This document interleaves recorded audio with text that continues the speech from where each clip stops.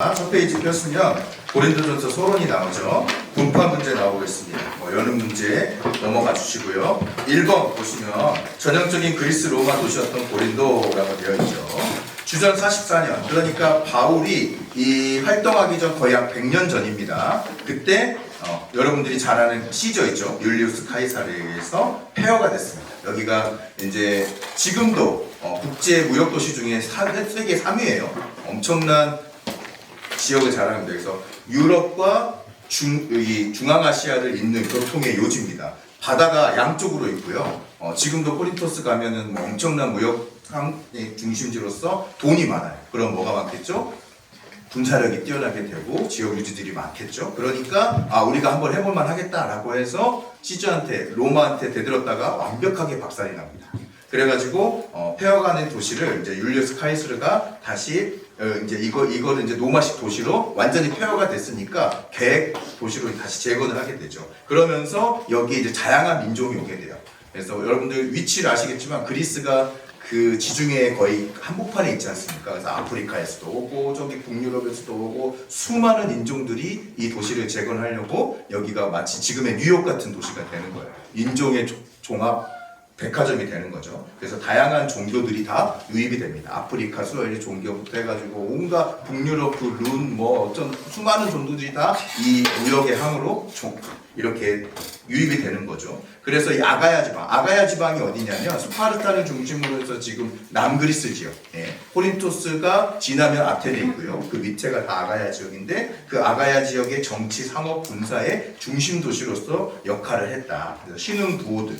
여기가 완전히 망했잖아요. 기존에 있던 호족들, 원래 있던 그 부자들이 다 죽었다니까요. 로마에 의해서 완전히 다 사라졌어요. 그러면 이제, 그렇다고 해서 여기가 폐허가 됐다고 해서 가만히 둡니까? 최고의 조건이잖아요. 여기 돈이 모이는. 육로도 발전하고, 육로도 어때요? 스파르타에서 아테네로 가려면 고린토스를 지나지 않으면 못 갑니다.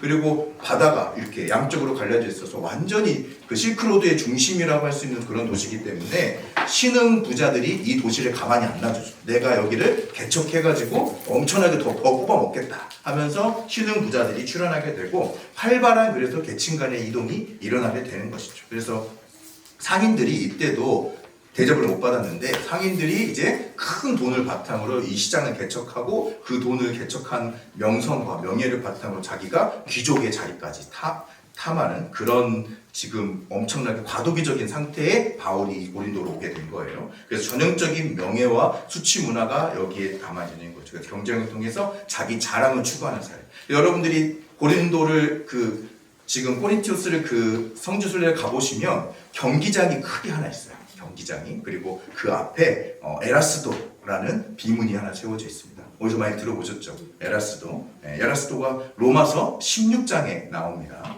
그래서 그 에라스도가 내가 비용을 대가지고 내가 모든 돈을 다 대서 이 도로를 만들었다 하는 비문이에요. 왜 그랬을까요? 돈이 남아 돌아서? 쓸 데가 없어서? 아니죠.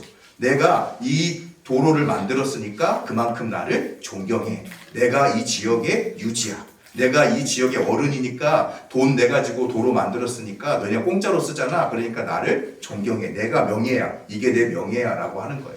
지금도 우리 민자도로 만들면 어때요? 제일 비싸죠. 통행료 어마어마하게 받잖아요. 이 통행료 안 받았어요. 그럼 미쳤다고 도로를 지어요? 지금보다 거의 10배 이상의 돈을 더 내야 돼요. 똑같은 길이의 도로를 만들려면요. 그렇기 때문에 자기의 명예, 돈보다 이제 돈은 여기 고린도가 워낙에 큰 무역 도시라서 싹 넘쳐요. 이제 내 명예를 추구하는 거예요. 그래서 내 명예를 위해서 내가 여기 길을 닦았으니까 이 길 지나가는 사람은 다 나한테 감사해, 이런 뜻인 거죠. 그래서 자기 자랑을 그렇게 추구하는 사회가 됩니다. 여러분, 이 당시 로마는 세계를 정복하고 있었어요. 수많은 그 식민지에서 돈이 쓸 곳이 없을 정도로 막 들어오는 시대입니다. 그러면 귀족들은 뭐 하겠어요? 그걸로 사치향락을 누리겠죠. 사치향락도 정도껏이. 그래도 돈이 안 줄어. 오히려 더 쌓여. 그럼 뭘 하겠어요? 이런 식으로 후견인 제도로 해서 좀 싹 수 있는 좀 전략이 뛰어난 머리 좋은 애들 후견인 해가지고 걔가 전쟁에 승리했어. 그럼 어때요? 그 사람이 당연히 나한테 영광을 돌리겠죠. 내가 오늘 이 전쟁에 승리한 것은 저분이 나를 어렸을 때부터 키워주고 후원해 주셔서 내가 이렇게 좋은 장군이 될 수 있었습니다. 또 어떤 사람이 엄청나게 좋은 시문을 만들어요. 와, 어떻게 이렇게 뛰어난 작품을 만들었어? 저분이 어렸을 때부터 나 공부시켜줘가지고 이렇게 좋은 작품을 발표할 수 있어. 그림을 기가 막히게 그렸어. 너 어떻게 이렇게 그림을 키워? 저분이 저를 어렸을 때부터 키워줘가지고 이렇게. 와, 그러면 이제 제가 그림도 키워줬고요, 장군도 키웠고요, 뭐 다 키웠어. 그러면 제가 어떻게 될까요? 로마에서? 없어서는 안 되는 인물이 되는 거예요. 와, 저 사람은 성관도 좋아. 와, 사람만 딱 보면 미래에 잘 될 줄 아나 봐. 그게 아니죠. 워낙에 많은 사람을 뿌린 거예요. 다 내가 키운 거야. 그러니까 그 중에 한 명 잘 되면 내 공이 되는 거죠. 그러면 제가 원로원에서 이 로마 정치판에서 하면 좀 헛방귀 좀 끼겠죠. 방귀 좀 끼겠죠. 네, 그러면서 내가 딱 말하면 중심이 쏠리죠, 나한테. 야, 내가 후원해준 애가 전쟁에서 이겨갖고 지금 이 기회가 났는데 내 말 따라야지. 이렇게 되는 거예요. 네, 그러니까 돈이 더 이상 중요한 사회가 아니에요. 이미 이 당시에는 로마가 세계를 지배한 상황이기 때문에 더 이상 돈에 연연하지 않고 이제는 내 명예, 내 이런 이름값, 내 네임밸류를 올리는 그런 사회가 된 거죠. 그래서 밑에 보면 후견인 제도가 굉장히 활성화되어 있습니다. 여러분 배너 보셨죠? 네. 배너 보면 우리는 이해가 안 돼요. 왜 괜히 아무리 그 주인공이 멋지고 잘생기고 근육질이고 똑똑하다고 괜히 그 장군, 로마의 엄청나게 고위 장군이 자기 양아들로 삼아버립니다. 우리 유교식 동양식으로는 이해가 안 돼. 말도 안 되는 소리예요, 그거는. 그런데 삼아가지고 자기 모든 걸 물려줘. 왜 그럴까요? 그 배너가 자기의 이름을 물려받아가지고 성공하면 누가 성공하는 거예요? 그 가문 전체가 성공하는 거예요. 내 집안이 아니에요. 나랑 상관 있는 사돈, 친촌, 팔촌까지 전부 다 내 자녀 그 양자인 배너를 등에 업고 아예 한 그 정치적인 그 클랜이 형성이 되는 거예요. 네, 그렇기 때문에 싹수가 있으면 실제로 그래요. 실제로 내 아들이 좀 멍청해. 그러면 내 친아들이라도 버립니다. 그냥 적당히 돈 떼주고 야, 너 저기 시골 가서 편안하게 그냥 살아. 이렇게 하고 진짜 머리 좋은 애, 진짜 능력 좋은 애를 자기 양아들로 삼아요.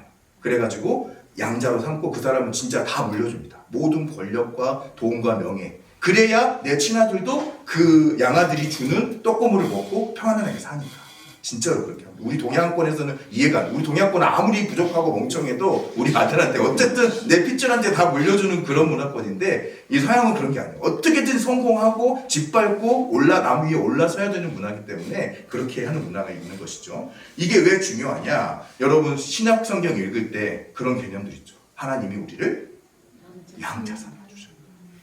우리는 양자 삼는다는 개념이 없기 때문에 그냥 그런가 보다 이래요, 읽으면. 그런데 이 당시 고린도 문화, 이 헬라인들은 하나님 우리 양자 삼았다? 대박인 거예요. 왜? 양자 삼은 뭐예요? 모든 걸 다 주니까. 재산, 이름, 명예, 권력까지 싹 다 주는 거예요. 우리는 그냥 양자 삼았다 그러면 에이구 그냥 뭐 불쌍한 애 하나 데려와가지고 대충 그냥 먹여 살리기만 했겠네, 키웠겠네, 이 정도 수준으로만 이해하지만 이 당시는 양자가 그런 게 아니에요. 왕자로 들어왔다는 것은 친아들보다 더 모든 걸 다 물려받는다는 뜻이거든요. 그러니까 최고의 신인 하나님이 너희 이방인들을 양자 삼으셨다. 대박. 우리가 신의 자녀가 되는 거야? 와, 이런 종교가 어딨어? 이건 진짜 최고의 종교. 그래, 감춰질만 하네. 이거는 우리가 무조건 믿어야겠다. 이렇게 되는 거예요. 네. 내가 지금 황제의 양자가 되는 것도 어때요? 아무나 못하잖아요. 최고의 기회잖아요. 그런데 황제랑 비교도 할 수 없는 이 세상을 창조하시고 온 우주 만물의 주인이 그 신의 양자가 된다는 거예요. 와, 눈 돌아가죠. 그게 근데 누구한테만? 귀족한테만? 아니요. 노비한테, 누구든, 셀라인이든 야만인이든 유대인이든 남자든 여자든 다 너희 안에 너희가 예수 그리스도 안에만 있으면 너희를 예수 그리스도를 통해서 전부 다 양자를 삼아 할렐루야 아멘 하면서 엄청나게 발전할 수밖에 없겠죠. 그래서 바울이 탁월하다고. 그 헬라권 문화인 사람들이 뭘 원하는지를 정확히 알고 씹어서 준 거죠. 우리한테는 그게 당연한 거예요. 새로운 게 아니야. 우린 처음 하나님을 믿었을 때부터 뭐 양자가 된대 이러고 배웠기 때문에 그게 특별한 게 아니지만 아예 아무 희망도 없이 살아가던 사람들한테 있어서 최고 신의 양자가 된다는 것은 엄청난 메리트인 거예요. 자신의 목숨을 걸 만한 그런 위험 리스크를 감수할 만한 최고의 명예인 거예요. 여러분, 남자는 자기를 알아주는 사람을 위해 죽는다고 하잖아요. 그만큼 내가 최고 신의 양자가 된다라는 명예는 함부로 얻을 수 없는 거예요. 그래서 내가 이 종교를 받아들일 수 있는 거고, 저기 유대 우리 로마 식민지 저기 뭐 몇십만 명 되지도 않는 이스라엘의 분파 그 정통 유대교도 아니고 그냥 이단이라고 하는 그 나사렛 예수를 종교라는 그 종교가 그렇게까지 로마 전 구석으로 빠르게 퍼질 수 있었던 배경에는 바로 이런 게 있었다는 거죠. 그 다음 내려가시면 이렇게 빨리 시간 쓰면 안 되는데, 바울의 2차 전도 여행 시작, 가정교인들이 출연합니다. 그래서 뭐 글로에, 스데바나, 아리고나 쭉 나오죠. 여러분 그 바울의 신약성경에서 이름이 나오잖아요. 누구누구의 집에 문안하라. 거긴 다 교회입니다. 네, 다 교회예요. 네. 여러분 뭐 고린도 교회 하면 고린도 교회 딱 하나만 있을까요? 아니죠. 우리 수원시에도 지금 몇 개 교회가 있습니다. 수백 개 있잖아요. 위대한지도 마찬가지예요. 각 가정이 다 교회입니다. 네, 그래서 누구의 집에 문안하라는 거는 그 집을 개인적으로 문안하는 게 아니라 그 집 교회를 문안하라는 거예요. 네, 그래서 고린도 교회 해준 구성은 그리스 로마 도시 사회의 한 단면을 보여주고 있고, 그 메시지 쭉 내려가시고 넘어가시면 돼요. 그냥 읽어보면 이해돼요. 그러면서 고린도 교회에 대한 크게 두 가지 문제. 그리스도의 몸 안에서 분파, 소송, 우상제물, 그 다음에 몸에 대한 이해와 사용, 성적 타락 이렇게 쭉 있습니다. 그럼 고린도서의 메시지, 고린 중요한 질문은 뭐냐? 진정한 그리스도인과 그리스도인 공동체의 표지가 뭐냐? 공동체 구성원들을 어떻게 대할 거냐? 우리 몸을 어떻게 이해하고 사용할 거냐? 이게 왜 중요하냐면 헬라 철학은 몸은 죄, 몸은 안 좋은 거, 몸은 썩어질 거, 없어질 거, 몸은 어떻게 하든지 내가 없애야 되는 거, 영은 최고의 거, 영적인 지식, 그노시스를 참아하고 지식적인 거, 영혼이 불변한 거, 이것만 최고의 거다 이렇게 가르쳤어요. 그렇기 때문에 바울이 이 몸을 중요시할 필요가 고린도전서에 있다라는 거예요. 그래서 몸 신학이 이 고린도전서를 중심으로 발전하고 있고요. 밑에 내려가시면 고린도 내러티브 대안으로 바울이 제시하는 건 뭐다? 결국 바울은 모든 거, 바울의 알파이자 오메가는 뭐라고요? 십자가다. 왜? 자기가 직접 부활하신 예수님을 봤기 때문에. 이거 다시 설명 안 합니다. 우리 저번에 두 시간에 걸쳐 다 했잖아요. 십자가 내려티는 건 삶의 방식이고, 성도들 다음 장 넘겨주십시오. 감사 인사 쭉쭉쭉 했고요. 고린도에 있는 하나님의 에클레시아 교회고, 너희가 어떻게 한다? 그리스도 또 여기도 뭐예요? 안에서. 네. 바울은 어때요? 그리스도 안이 중요한 거예요. 예수 안에 들어가서 어떻게 되냐? 그래야 어떻게 되니까? 거룩해지니까. 그래서 성도라고 불린다라는 거예요. 그래서 우리는 그냥 아무나 성도라고 하죠. 집사 아닌 사람 애매하게 부르기 애매할 때 아이고 성도님 이러죠? 아니에요. 이 당시에는 진짜 거룩한 사람, 세례 받고 하나님의 뜻 안에서 그 가르침대로 사는 사람들한테만 성도라고 불렀지, 다른 사람들은 그냥 일반 사람들 중에 형제 자매 이렇게만 불렀어요. 성도라고 안 부릅니다. 그래서 성도들에서 하나님께 지금 감사하고 있고, 분파 문제 쭉쭉쭉 있고, 분쟁 소신의 바울의 반응, 글로의 집 사람들로부터 그러니까 고린도 교회 전체에 문제가 있는데 그 중에서 글로의 교회가 대표해가지고 바울 사도한테 꼰지른 거예요. 이런 거예요. 그러니까 우리 이렇게 문제가 많은데 아무도 얘기를 안 해요. 우리 글로의 교회가 우리 바울 사도님한테 다시 한번 이렇게 얘기하니까 바울 사도님 좀 조치를 취해 주세요. 이렇게 했다는 거예요. 그래서 여러 가지 분파 있었고 쭈쭈쭈 말의 지혜 쭈쭈 넘어가죠. 자, 그래가지고 분쟁 소식에 대한 바울의 반응, 이 배경 속에서는 말이 둔하고 외모가 인상적인 뭐가 이렇게 쭈쭈 했다. 여러분, 우리는 바울이 어때요? 예수 그리스도 다음이죠. 그런데 엄밀히 객관적으로 말하면 바울은 그냥 강원도 산골 소년이고요. 고린도나 이 아테네는 뉴욕입니다. 비교가 안 돼요. 네. 여러분 지금 우리나라에서 교수하고 있는 분들 유학 가서 어떤 대가의 제자예요. 일개 제자. 그분이 다시 우리나라 돌아왔기 때문에 교수인 거지. 그분 밑에 우리 현재 교수보다 훨씬 뛰어난 제자들 많다고요. 그리고 그 스승이 있고. 네. 엄밀히 말하면 우리는 뭐 가말리엘의 문화고 바울이 위대하다 이렇게 생각하지만 가말리엘조차도 그 이스라엘 유대 커뮤니티에서 유명한 교사인 거지, 이 헬라 철학의 중심지인 아테네에서 봤을 때는 아무것도 아닌 거예요. 가말리엘 가짜도 몰라. 네. 그러면 바울은 뭐 더 말해보고요. 말도 안 되는 소리예요. 그래서 바울이 처음에 아테네 갔을 때 너무 심장이 뛴 거예요. 마치 강원도 산골 소년이 그 뉴욕에 갔을 때 그 어마어마한 문명을 보는 거예요. 네. 이스라엘은 아무것도 없어. 그런데 아테네 가보세요. 지금도 그 파르테논 무너진 그 신전 그 폐허만 보더라도 규모가 레벨이 다릅니다. 그리고 그 당시에는 80m에 달하는 아테네 여신상이 금으로 조각돼 있었어요.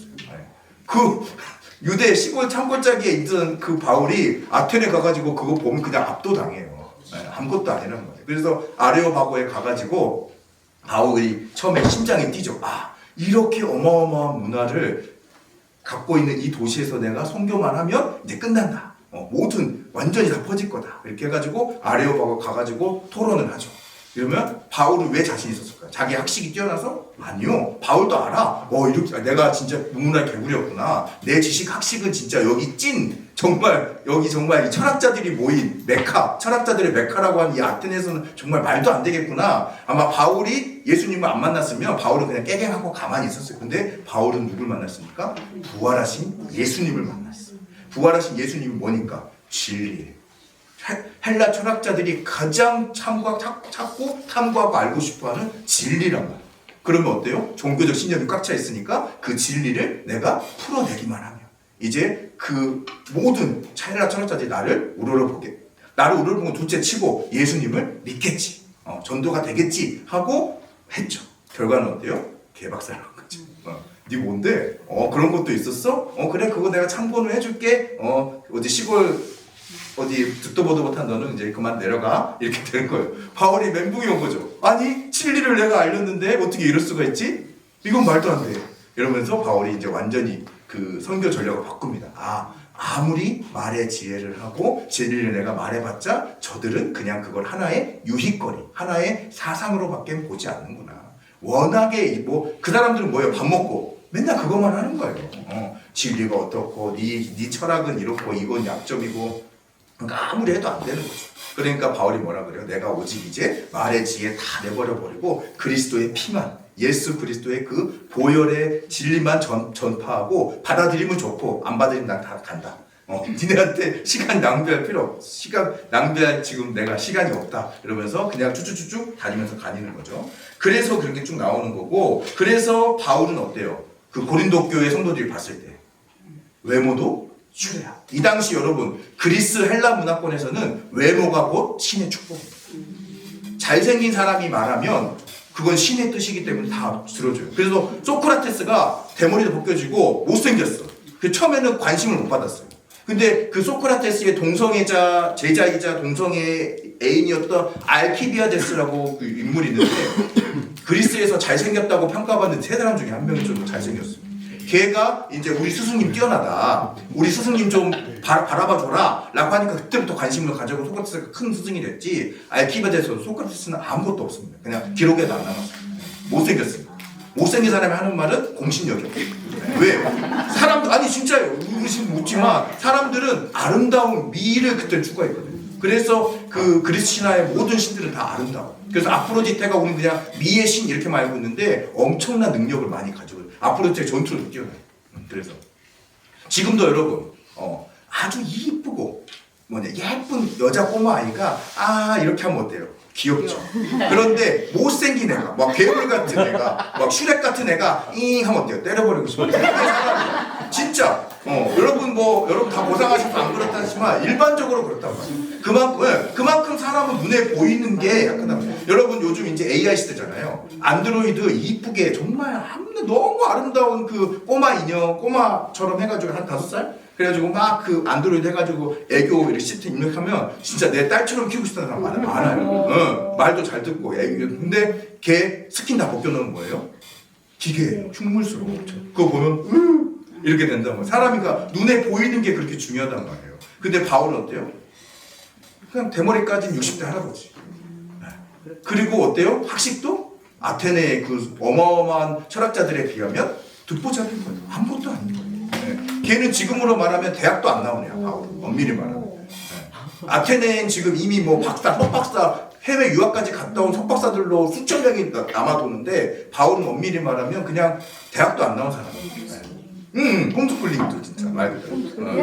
그리고 그러니까 아예 그 명성도 하나도 없어. 그런데 왜 바울을 우리 보통 개척하면 아무리 그 목사님이 마음에 안 들고 전행을 저질러도 그냥 그 개척 목사니까 최대한 바라봐 주잖아요. 이해가 안 되는 거야. 우리 고린도 교회가 특히나 바울을 공격했잖아요. 왜 그랬냐? 아까 제가 무슨 문화? 명성 문화. 그러니까 바울이 꼭 아니라 이 당시에 수많은 종교가 고린도로 들어왔다고 했어요. 그러면 그 종교 전파자가 처음에 와서 뭐라 했어요? 자, 내 이야기 들어보세요. 이런 신이 있습니다. 그러면은 누가 접근할까요? 돈 있는 사람. 왜? 그 종교를 빠진 사람을 후원해줘가지고 어때요? 자기 명성. 자기 명성. 제가 바울이에요. 제가 전도자예요. 자, 하나님 믿으세요 했는데 아무도 아니 기반이 없어. 그럼 뭐 하루 자야 될 거 아니야. 뭐 하루 이틀하고 갈 거 아니잖아요. 그래도 몇 달, 며칠, 몇 년은 해야 될 거 아니에요. 그럼 나 어디 기반도 아무것도 없는데 그때 누가 딱 나타나가지고 우리 집에서 자. 내가 이 극장 빌려줄게. 강연해, 전도해. 이러면 어때요? 나중에 제가 그 사람을 높여주죠. 명예를 준단 말이에요. 그러면은 돈 많은 고린도 교회 그 지역 유지들은 뭐라 그랬어요? 그것만 막 눈 벌게 찾아내요. 왜? 이미 길은 다 깔렸어. 극장 다 세워졌어. 내가 할 게 없어. 근데 난 돈은 많아. 그럼 어때요? 그 새로 종교 전파하는 사람들 눈을 벌겋게 찾는 거예요. 마침 바울이 왔네? 아이고, 내 먹잇감이 왔구나. 그래가지고 이제 딱 들어오냈어요. 근데 바울은 뭐라 그래요? 내가 사람한테 좋게 하랴. 하나님한테 좋게 하자. 그 말이 괜히 써진 게 아니에요. 그러니까 어때요? 아이, 건방진 자식. 내가, 돈이 남아 돌아가지고 좀 이렇게 해주겠다는데 네가 뭐 얼마나 뛰어난 거 전파한다고 내 명예를 거절해? 오이씨, 너 죽어봐라. 이렇게 한 거죠. 그러니까 바울이 떠나자마자 바로 개바파 생겨. 그리스도파 생겨. 아볼로파 생겨. 이게 당연한 수준인 거예요. 왜? 나는 명예가 이 세상에서 최고거든. 아무리 내가 예수 그리스도를 영접했다지만 그것도 일단 내 명예 때문에 일단 들어온 거라 상관없어 그런 거. 그러니까 바울을 공격할 수밖에 없어요. 바울이 일단 있을 때는 참았죠. 근데 바울이 떠나자마자 야 바울 그놈 야 별것도 아니야. 야 우리 그리스가 최고인데 우리 헬라 차라고 형은 우리 최고인데 야 그리고 우리 새롭게 지금 2대 담임 목사님 아볼로 왔잖아. 걔는 진짜 제대로 아테네에서 배운 애야. 헬라 철학 설교부터가 다르잖아. 어마어마한 자식과 그 달변가. 야 바울이 설교하니까 막 졸고 떨어져 죽더만. 아볼로는 얼마나 유머 있고 재밌게 말하고 우리 헬라식으로 설교 얼마나 잘하냐. 걔는 유대식으로 해가지고 우리가 받아들이기도 힘들고 듣기도 어려웠잖아. 아볼로가 역시 짱이지. 그리고 이미 이미 우리 지금 같이 있는 우리 아볼로가 짱이야. 이러면서 바울을 공격하기 시작하는 거야. 그냥 그렇게만 공격하면 되는데 바울이 했던 모든 것들이 다 거짓이다. 이러면서 뒤집으니까 바울이 못 참고 이제 내가 너희를 위해서 뭐 이렇게 썼다 이렇게 쭉 나가는 거죠. 그래서 유대인들은 표적을 구하고 헬라인들은 지혜를 구한다. 여기서 말하는 지혜가 바로 그 철학입니다. 철학. 그래서 24절 25절 보면 십자가에 달린 예수를 통해서 내가 능력과 지혜를 나타내려고 한다. 밑에 보시면 이를 통해서 인간의 모든 지혜를 어리석게 하신 것은 하나님이다. 바울 입장에는 이렇게 말할 수밖에 없어요. 철학적으로 가면 본인이 학력도 꿀려 말빨도 꿀려 뭐 안 돼. 이길 수가 없어. 어떻게 해볼 수가 없어요. 그렇기 때문에 이 모든 인간의 지혜가 아무리 너희 자랑한다고 해도 그거 소용없고 하나님이 어리석은 자를 지혜롭게 하시고 그렇게 딱 쭉쭉 나오고 그 다음 넘어가 자랑하려고는 그래서 어떻게 해야 된다? 네 명예 아니 돈 아니 주 안에서 자랑해라. 이 말이 고린도전서에서만 나오는 이유가 여기에 있다는 거예요.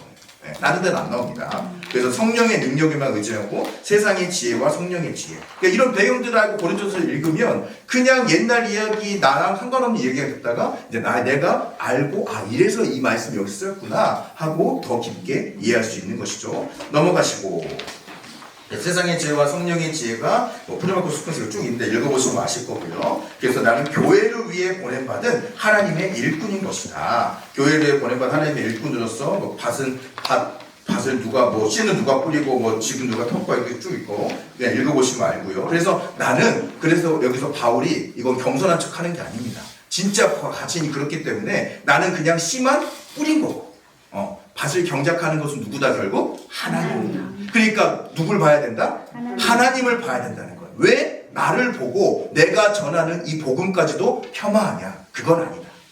나는 미천하고 어리석고 부족하지만 내가 전하는 하나님은 나랑은 다르다.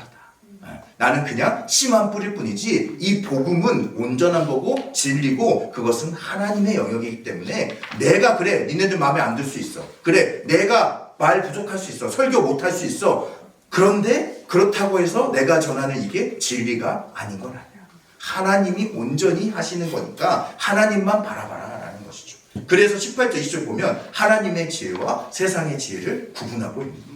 그래서 21절 23절 보면 어떤 특정한 사역자를 소유하려고 들지 말라. 왜? 모두가 다 하나님께 속한 하나님의 사역자들이다 하는 거예요. 이거 우리 한국교회에 지금 주시는 말씀 같죠. 그래서 그 다음에 초단락 부분 쭉 내려가고 주변에 가면 15절도 보세요. 맨 마지막 본다. 15절. 아비 같은 스승은 많잖아. 야, 그래, 나 무식하다. 나 말빨 딸린다. 니네 기준에서 봐서 나 아무것도 아닌데 그래도 나는 너희를 자녀같이 품었다. 정말 예수 그리스도의 마음으로 너네를 품었다는 거. 그걸 자랑할 수밖에 없어. 이제 왜? 바울은 이 고린도 교회가 어떤 교회인지 알거든요. 이 사람들이 얼마나 유식하고 똑똑하고 뭐 지나가는 그냥 이렇게 어깨 스치는 사람만 해도 다 속박사야. 그 정도 수준이거든. 그러니까 자기의 지식을 자랑하지 않고 나는 그래 니네가 말한 건 좀 부족한데 그래도 나는 예수 그리스도의 마음으로 아버지가 아들을 품듯이 너네를 품었다라고 말하는 거죠. 그래서 1만 스승이 있으나 그래 스승은 많아. 그런데 아비 같은 자는 나밖에 없다. 그러니까 제발 좀 내 본심을 알아줘라. 이렇게 말하고 있는 거예요. 자, 넘어가시고 13번. 여는 춤을 쭉쭉 넘어가시고 음행한 자를 쫓으라 했죠. 그래서 이제 여기서 고린도 교회가 음행한 자를 품었어요. 여러분 이해되세요? 지금 여기서 갑자기 박장님 죄송합니다. 박장로님이 막 4첩, 5첩을 드렸어요. 그런데 교회에서 이거 다 알았어. 그럼 어떻게 해야 돼요? 아니 좀 차려면 안 되죠. 장로님이 첩을 5명이나 거느리는 거는 보기 좋지 않으니까 첩 다 그냥 정리하세요 이렇게 권고를 하겠죠. 당회에서든 뭐든. 그러면 장로님이 그 말을 들어야 되잖아요. 교회 이제 장로님이니까. 그런데 뭐 어쩔 건데 나 정도 돼. 내가 아무나 5첩 거느리냐? 나 정도 돈, 명예, 권력이 있으니까 여자가 5명이나 붙는 거야. 이렇게 하니까 교회가 뭐라 그래요? 깨갱 아무 말도 못하고. 우리는 이러잖아요. 근데 여기서는 뭐예요? 그게 내 자랑이야. 진짜 내 힘이야. 내가 5명이나 첩이 있는 게 오히려 여기서는 우리는 부끄러움인데 그게 내 능력이야. 내 명예야. 내 자랑이야. 그래서 마치 5첩 클럽, 10첩 클럽 이런 것처럼 첩이 10명 있는 사람만 따로 모여서 따로 먹어. 따로 이렇게. 마치 우리 한국 교회로 말하면 서울대 졸업한 사람만 따로 성경 공부하고 뭐 어디 카이스트 졸업한 사람만 따로 가고 뭐 어디 저기 아파트 100억 넘는 롯데 뭐 거기 사는 사람만 따로 모여가지고 뭐 구역 예배하고 이런 것처럼 그런 클럽을 따로 자기들끼리 길들을 만드는 거예요. 그래서 어때요? 내가 장로지만 나는 5초 클럽 회원이기 때문에 내 흠을 누가 뭐라고 하면 다른 클럽 회원들이 다 막아주고. 그러니까 바울이 이걸 보고 기가 막힌 거예요. 아니 여기는 교회다. 그거는 세상 나가서 해라. 그런 짓거리는 너희 그 고린도 사회에서는 할 것이 이게 교회에서 이게 너희들 그걸 용납한다는 게 말이 되냐? 당장 쫓아내요. 다 너희 안에 그것들을 다 용납하지 마라. 용납한다는 소식을 들었는데 그건 진짜 말도 안 되는 짓이다.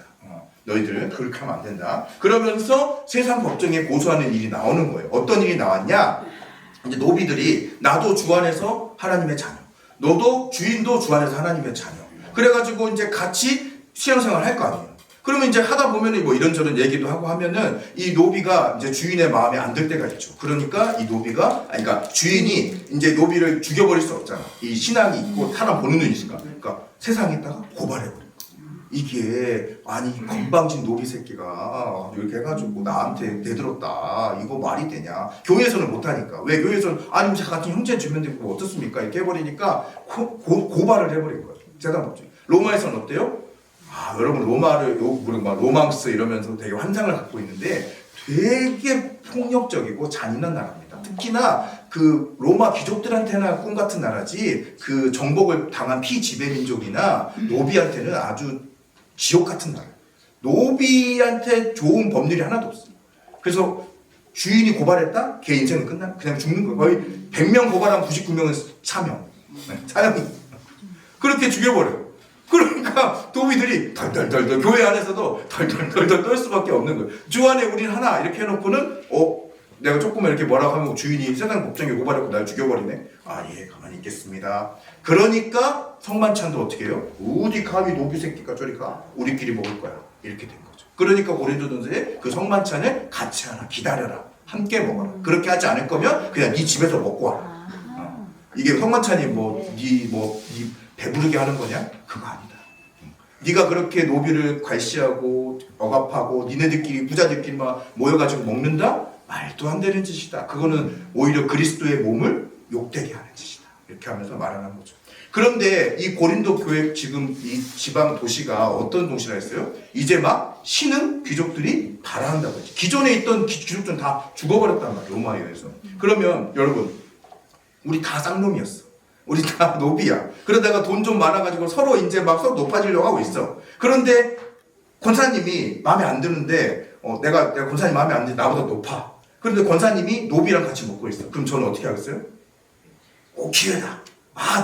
저 권사님 노비랑 같이 먹었대 이러면서 교회 밖에 나가가지고 비하하는 거예요. 그래야 내가 높아지니까. 그래? 노비랑 같이 노는 사람하고 내가 급이 안 맞지 우리랑은. 에이 저 권사님 앞으로 우리 귀족 모임에 오지 말라 그래. 이렇게 되는 거예요. 그러니까 어떻게 해요? 교회 안에서도 노비랑 같이 안 먹는 거야.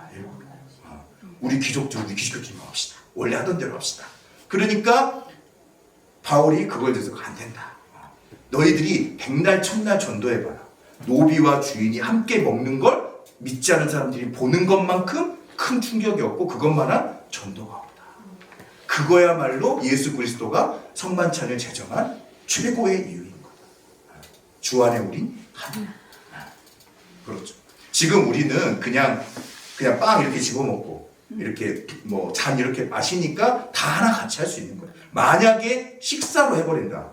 고대 그 초대교회가 했던 것처럼 모든 한국교회도 만약 식사로 해버린다라고 하면 가관도 아닐걸요. 저기 그 큰 교회들 보면 자기들끼리 모여가지고 또 먹을 겁니다. 이렇게. 수준 레벨 맞는 사람들끼리. 그러면 바울이 보고 뭐라고 해요? 그리스도의 몸을 더럽히는 거죠. 그건 성만찬이에요. 그럴 바에는 차라리 하지 말아라. 이렇게 되는 거죠. 그래서 세상 걱정에 고소하지 말아라. 제발 니네 종들 제발 좀 억압하지 말아라. 죽이려고 하지 말아라. 그러면서 하나님의 영광을 위한 몸의 사용을 좀 말합니다. 음행, 소송, 음행 이렇게 나가는데 음행 자체도 뭐예요? 이 사람들한테는 삶의 목적이에요. 에피쿠로스 학파, 쾌락은 추구하. 그래서 이 세상 어차피 한 세상 살다 금방 가는데 쾌락조차도 어떻게 해요? 극한으로 가면 그것도 진리다라고 말을 하고 있는 거죠. 그게 또 어떻게 돼요? 그럼 교회에 그대로 들어왔습니다. 그럼 어떻게 돼요? 야, 다 먹고 즐겨. 야, 우리 가자. 이렇게 되는 거죠. 그럼 어떻게 해요? 결국 예수 그리스도의 그 성결한 삶하고는 완전히 달라진 그렇게 된 거죠. 그래서 이 당시의 철학 중에 유행한 건 뭐냐? 모든 것이 다 나는 가능한 존재다.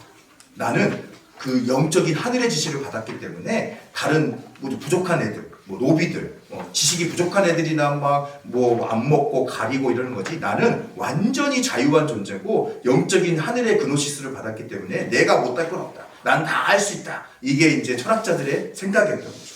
그게 기독교에도 또 그대로 들어오게 됩니다.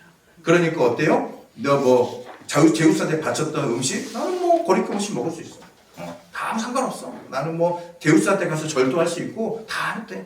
왜? 그래도 나는 그만큼 뛰어난 존재. 너희들하고는 차원이 다른 존재니까 나는 그렇게 해도 구원받을 수 있고 예수 그리스도도 하나의 나의 주신으로서 섬기면 돼요. 왜? 그리스 헬라 문화는 다신을 섬기는 거야. 내가 주로 섬기는 신 하나 딱 놓고 나머지 신도 다 섬겨도 아무 문제가 없어. 그래서 내가 제우스 신 섬긴다. 그래도 아프로시테 신전 가가지고 제사해도 되고 제물 바쳐도 아무 문제가 없는 그런 문화이기 때문에 예수 그리스도도 어떻게 보면 하나의 신 중에 하나예요. 제우스, 아테네 이런 신 중에 하나고 그 중에서 그냥 제일 높게 있대. 그냥 그 정도로 인식을 했던 거지. 그래서 예수 그리스도를 온전한 그 자신의 신만으로, 그러니까 제대로 이해를 못하고 그냥 자기 헬라식 방식으로 이해를 했다라는 거죠. 그래서 넘어가면 거론과 관련된 문제 권면 쭉쭉쭉 나오죠. 부르신 모습 그대로 살아가라. 이것도 할 말이 많은데 이거 해버리면 시간 못 맞추니까 넘어가고요. 우상과 제물과 신전 예식, 아까 방금 말했던 그런 차원에서 쭉쭉쭉 이해하시면 될 것 같고요. 14번 그리스도의 몸을 성찬하 넘어가시면 이거는 꼭 말해도 아무리 바빠도 여인들 수건으로 머리를 가려라. 이거 고린도 11장에 나와가지고 지금도 가톨릭은 미사 드릴 때 어떻게 합니까? 씁니다. 이거 가지고 바울은 성차별주의자네. 바울 때문에 우리 여자들이 이렇게 고생가네. 바울 때려 죽이려고 이렇게 말하거든요. 아닙니다. 여러분, 이 당시 여자는 뭐예요? 재물이에요. 사람이 아닙니다. 소유입니다. 남자의 소유입니다. 여자는 귀족이라고 하더라도 발언권이 그래서 없어요. 로마 정치 쭉 봐보세요. 여자가 나선 적 1도 없습니다. 여자는 사람이 아니거든요. 헬라 철학에서 여자는 남자는 온전한 존재라고 했을 때 여자는 그러니까 사람이 영과 혼과 육이 있다고 헬라 철학을 봤거든요. 그러면 남자는 영혼 육이 다 있어. 여자는 영과 육만 있어. 혼이 없어.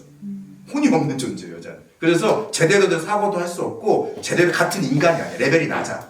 그러니까 여자는 감히 뭐 정치에 참여할 수도 없고 철인이 될 수도 없어. 뭐 그 수많은 아테네 뭐 철학자 중에 여자 있다는 소리 들어본 적 있어요? 없잖아요. 철학자가 될 수가 없어요, 여자. 그래서 여자는 소유야. 그런데 이런 당시에 바울은 무슨 짓을 했어요? 여자를 세워가지고 말씀을 가르치게. 이건 혁명적인 거. 말도 안 되는 소리예요. 마치 지금 교회에 그냥 집사님을 예배 때 딱 강대상 세워가지고 설교시킨 거나 마찬가지. 그 정도 충격이에요. 여자가 누굴 가르친다? 말도 안, 왜 혼이 없는 존재가 누굴 가르쳐? 말도 안 되는 소리. 그것도 혼이 없는 존재가 영혼 육을 다 가진 남자를 가르쳐? 이거는 뭐 헬라 철학 그 로마 문화에서는 말도 안 되는 소리입니다. 그런데 바울은 어떻게 했어요? 여자를 들어가지고 그 여자들이 서로 그래갖고 파벌이라고 싸우니까 서로 화해해라 그런 말도 그 바울 서신에 나오잖아요. 그 정도로 교회 안에서는 여자들의 파워가 셌다. 지금이나 예전이나 여자들이 엄청나게 파워가 셉니다. 그때도. 그런데 이 수건으로 왜 그러면 이 말을 왜 썼냐? 이 당시에 여자가 그것도 남편이 있는 여자가 이렇게 대중을 앞에 두고 머리에 수건을 쓰지 않은 채 뭔가 강연을 한다든지 말을 하는 것은 지금으로 말하면 란제리만 입고 나와서 하는 거나 마찬가지죠. 그러면 그 여자만 창피하면 상관없는데 그 누구네 때 그 아내가 란제리만 입고 다른 사람 앞에 서 있었대. 그러면 결국 그 수치를 누가 당하는 거예요? 남편이 당하는 거예요.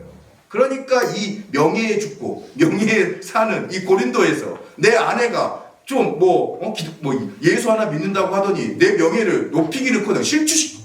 이거는 있을 수 없는. 너 나 당장 교회 가지 마. 어디 우리 집에서 교회를 열었다고? 야 당장 다 때려쳐 부셔. 이렇게 되는 거예요.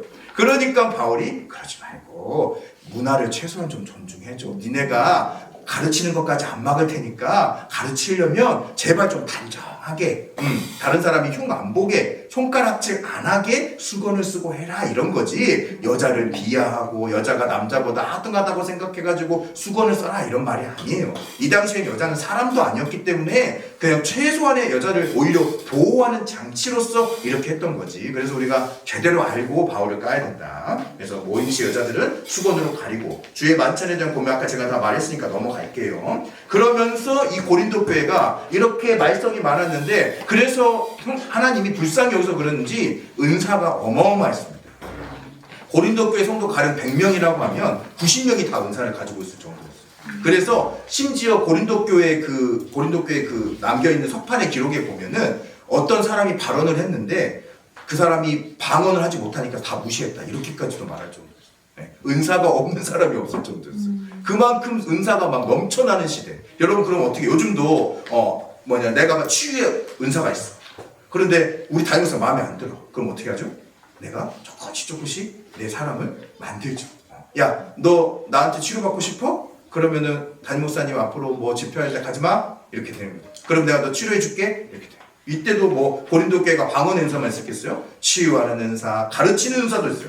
그 가르치는 은사가 뭐예요? 결국 목사랑 같은 거의 동일한 기능을 하고 있잖아요. 그렇게 되니까 이제 아볼로파, 그리스도파, 게바파 쭉쭉쭉 나올 수밖에 없는 거죠. 그러면서 너희 제발 은사 그거 아무것도 아니다. 은사 있으나 없으나 똑같다. 은사가 중요한 게 아니라 뭐가 중요하다? 부활하신 예수 그리스도. 그 예수 그리스도가 없으면 네가 천사의 말을 하고 뭐 누구를 고치고 죽은 사람을 살려낸다고 해도 아무것도 아니야. 울리는 깽가리야. 그거는 왜? 이 당시에 최고로 유명한 이 당시에 당시 국정을 좌지우지할 정도로 큰 게 뭐였어요? 신의 예언이에요. 오라클, 계시. 그게 어디서 나왔어요? 그리스 델피에서 나왔어요. 여러분 영화 300도 보면 페르시아가 쳐들어옵니다. 그런데 그 스파르타 왕이 자기의 사병 300명만 데리고 와요. 왜 그래요? 델피의 예언이 페르시아한테 대적하지 말라고. 왕권보다 셉니다. 이 오라클이. 그러면 그 오라클 할 때 그 영화 한 편 보시면 막 이상한 소리 나요. 막 우리 들을 수 없는 알 수 없는 소리, 마치 방언 같은 소리 나거든요. 그 실제로 그리스 무녀들이 오라클을 받을 때 실제로 막 환각에 취해가지고 막 사람이 알아들 수 없는 이상한 소리를 합니다. 그게 뭐하고 비슷해요? 방언하고 비슷하죠. 그러면 그리스 문화권 잘한 사람이 그 방언을 받은 사람 볼 때 뭐라고 생각할 것 같아요? 아, 지금 하나님의 계시를 받는, 오라클을 받는구나. 그러면 내가 이제 그런 사람들, 방언하는 사람 중에 좀 힘이 있는 사람이에요. 그럼 내가 어떻게 하겠어요? 내가 계시